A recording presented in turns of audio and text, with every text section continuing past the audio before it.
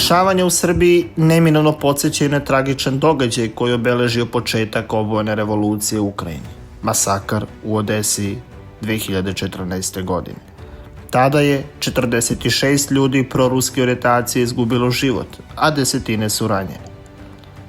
2. maja 2014. godine oko 1500 mladih sa maskama, palicama, lancima, štitovima i obeležima ultranacionalističkog desnog sektora marširalo je centrom Odese uz parolu "Smrt neprijateljima", naišavši na pristalice pokreta Kulikovo polje, koje su nove vlasti u Kijevu smatrale neprijateljima, usledio žestok sukob.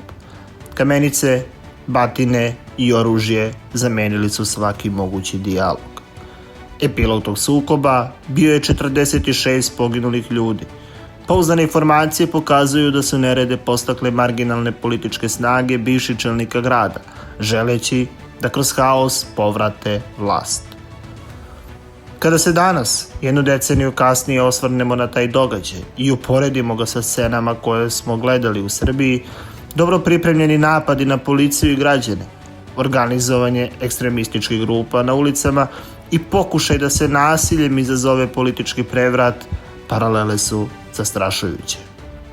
Blokaderi, naoružani motkama i pirotehničkim sredstvima, krenuli su u otvoreni napad na građane, koji se okupili u svojim stranačkim prostorijama, rešeni da budu živi štit od uništavanja koje su hteli da izvedu. Namera napadača bila je da ih bukvalno žive spale i ubiju. Samo puka sreća sprečila je da juče u Novom Sadu imamo istu vrstu masakra kakva se dogodila u Odesi.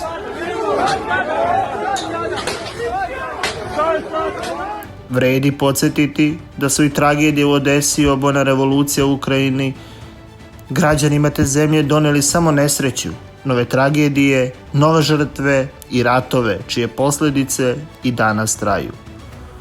Odesa je upozorenje šta se dešava kada se ulično nasilje i politički radikalizam puste sa lanca.